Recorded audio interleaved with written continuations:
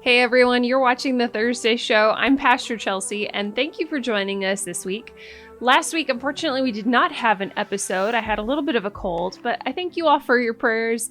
And for those of you that reached out, that meant a lot, and I'm doing much better now. So over the past week, we as a church just had our Awaken Conference. It was a huge win. We learned so much from Dr. Yuri, and for me, the fun part was just seeing our church family get to come together for a conference like that and connect. But it's made me think about how, as a church, there's just something exciting happening at Colonial Woods right now. Maybe you've sensed it too, but there's just an energy that I'm seeing on Sundays and Wednesdays where it's just something fresh and new for us. We've had all sorts of new people come and check out our church and get connected. And so I'm just really excited about it.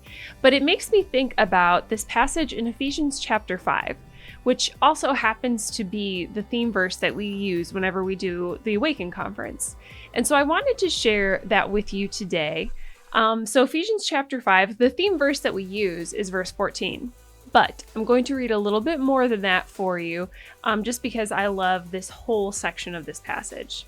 So Ephesians 5, starting with verse 10 and following. For you were once darkness, but now you are light in the Lord. Live as children of light, for the fruit of the light consists in all goodness, righteousness, and truth. And find out what pleases the Lord. Have nothing to do with the fruitless deeds of darkness, but rather expose them. It's shameful even to mention what the disobedient do in secret, but everything exposed by the light becomes visible, and everything that is illuminated becomes a light. That is why it is said, "Wake up, sleeper, rise from the dead, and Christ will shine on you." So I want to break down just a little bit of this passage before we get to my favorite part, which is the verse 14 that says, "Wake up, O sleeper." But in that first section, verses 10 through 13, it talks a lot about light and darkness. And it says, for you were once darkness. Not that we were in darkness, but we ourselves, when we were sinners before we knew Christ, we were actually darkness, absence of light. But when we come into relationship with Jesus Christ, that's when his light then starts to illuminate our lives. I do photography as a hobby, kind of a side job thing too, but something I've learned is the same concept. Is in verse 13, it says, everything that is illuminated becomes a light. And I see that when I take pictures too, because when I'm taking a photo, I'm usually paying attention to the light. And sometimes I'll try to use a ceiling or like a concrete sidewalk to help bounce light onto my subject. And what happens is in those situations, the ceiling, the sidewalk, whatever, actually becomes a light source. And that's exactly what happens with us. See, we in and of ourselves aren't light, but we reflect the light of the world, Jesus Christ, when we start a relationship with him. And so then as we go into the world, we are reflecting his light, he's the ultimate light source, onto everyone that we encounter. I love that. But the part that really sticks out to me the most about this whole passage is in verse 14 that says, "Wake up, sleeper, rise from the dead, and Christ will shine on you."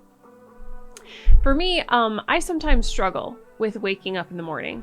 Maybe you do too. Give me a like or a comment or something if you understand that struggle of getting up in the morning. And I've kind of struggled with this for a long time, because I can remember even back in high school, ignoring my alarm, and my dad would come in the morning in my room to wake me up because I hadn't gotten going, and he would have to turn on the lights, turn off my fan, tear the covers off of me to get me to wake up. And even still, at that point, it probably took another half an hour before I was actually coherent enough to function. Waking up can be hard sometimes. But what's interesting about this passage is when we see this call to wake up, sleeper, it's being said to Christians. This wake up, sleeper is an exhortation to fellow believers to wake up. You see, Christians sometimes can be asleep and not even know it. They can be sleepwalking through their faith, through their life, and not even realize that they're not fully awake. Charles Spurgeon says it like this: "The sleepiness in the Christian is exceedingly dangerous, because he can do a great deal while he is asleep that will make him look as if he were quite awake." I mean, just think about all the things that we can do as humans and how we can sleepwalk our way through them. You know, we could speak out loud while we're asleep. We can hear what's going on around us while we're asleep. We can walk in our sleep. I had a roommate in college that would sing in her sleep, and she looked fully awake while she was doing it, a little bit creepy. We can think when we are asleep. As Christians, sometimes we're sleepwalking through our life and through our faith.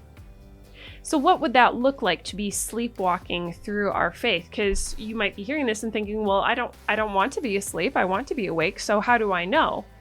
Well, a couple reflective questions maybe to help you evaluate if you're asleep or awake. Do you care about your neighbor? Do you care about their eternal state? Do you have a passion to tell other people about the good news of the grace that you've experienced? Do you have a heart to help others? Do you serve other people? How has your passion been for reading God's Word? Now, as Christians, we're not going to be able to perfectly act out in all of those areas the way we wish. And so I'm not saying that automatically if you identify with one of those, that means you're asleep. But they're good questions to make us check our pulse and figure out, am I asleep or am I awake? Charles Spurgeon goes on to say more about this. He says, "The man who is asleep does not care what becomes of his neighbors. How can he while he is asleep? Some of you Christians do not care whether souls are saved or condemned. It is enough for you that you are comfortable. If you can attend a respectable place of worship and go with others to heaven, then you might find you're indifferent about everything else." See, as Christians, we don't want to live asleep. It's living like a half life, like a zombie life, where we're moving around, breathing, consuming things, but we're not really awake, not really alive. My hope for us as a church, because let me just say this, I've been in that space before too, where I've been walking around on autopilot, sleepwalking my way through my faith. My hope for us as a church is that we collectively come together and wake up. Wake up to the amazing life, the incredible passion that comes from living on fire for Jesus Christ, reflecting His light onto all of those that we encounter. We are children of light, so let's reflect His light. We are children of the living God, so let's live fully alive and fully awake. For you, if this message has resounded with you and you want to talk more, I understand this might not be one where you want to comment, but if so, feel free to do that. But if you would like to email me, I would love to pray with you, encourage you, and just be a cheerleader for you as you wake up your faith. And so send me an email at chelsea@cwmc.church, and I would just love to connect with you there. So church, that's our challenge going forward, to live awake. Now, coming off of this Awaken Conference and looking at the weeks ahead, I think one of the greatest ways that we can start to put that into practice of living awake is digging deeper into God's Word. And so starting next Thursday, I'm going to begin a Bible study series that will take us several weeks, where we really look at some of the resources that are available to you as you study and read God's Word. And I'm really excited about it. I think it's going to be a really good study. I hope that you join me for it. So there you go, little preview of what's ahead. But until then, I hope you guys have an amazing Thursday today. I hope you have an amazing week. Oh, and P.S., don't forget to like, comment, and subscribe. It's a great way for us to share the message of Jesus Christ, the gospel, the good news, and also a great way to share our content around the world.